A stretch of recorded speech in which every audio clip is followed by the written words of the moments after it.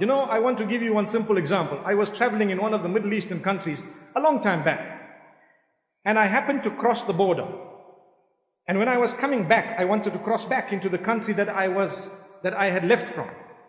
And it was the time of Jumu'ah, and they told me, you have a Zimbabwean passport, you actually need a visa to go in. And I told him, but hang on, I was here about 10 days back when I was crossing, and no one told me this. I crossed and there was no visa. He said, no, the law has just changed 2 days ago. Now I have a flight to catch, and I'm making dua to Allah. And I say, Ya Allah, help me.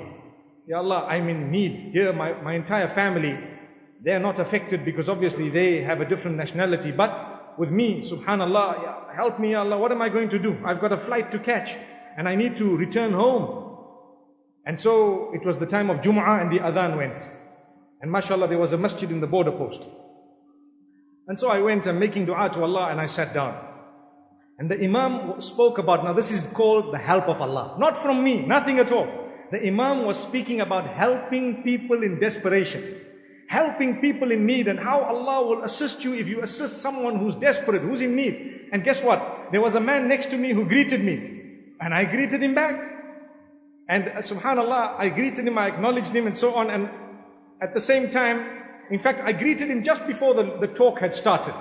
And then I greeted him immediately after the talk. And I nodded my head, smiled at him and so on. And we started our salah. We were standing in the saf, straightening, you know, the feet and the toes and whatever else. And I started my salah and I ended. And when I finished, I made a dua to Allah subhanahu wa ta'ala. Oh Allah, I don't know. It's only you that's going to help.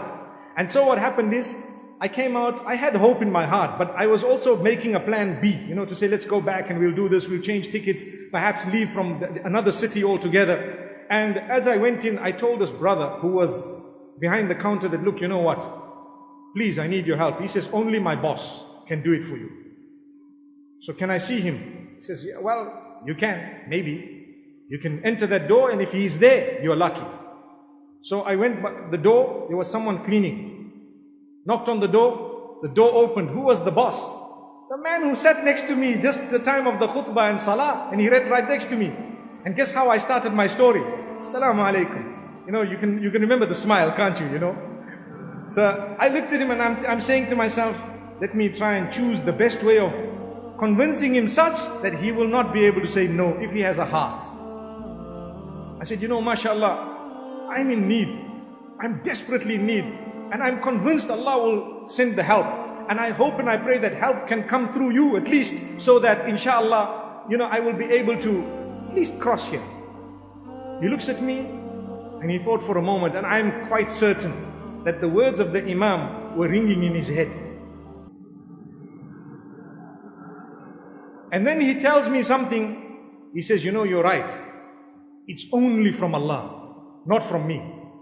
He wrote in my passport, this man has been given oral permission to enter the country. You know, the Arab nations, some of them, they have this. I don't know about now, but I'm talking of quite a while back. So, he wrote it. I went to the front. The man looked at it and smiled. He stamped it and let me cross. As simple as ABC. But my life was coming to an end, basically, if that didn't happen. Not to an end, but what I mean is, you know, it was going to be quite difficult. And then I told myself, I said, you know, this is Allah subhanahu wa ta'ala. Imagine if we didn't greet. Imagine if I just sat. Imagine if he didn't greet. It was his quality. He was a big boss. I didn't even know. But he greeted, and this is what helped.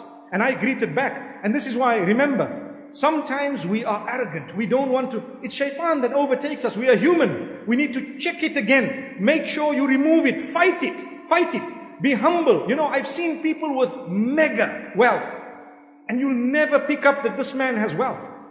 And I've seen people with next to nothing, and they have their first $1,000, and next thing they feel like, subhanallah, I'm Bill Gates. Allahu Akbar. Bill Gates. I always used to wonder why Bill Gates is so wealthy.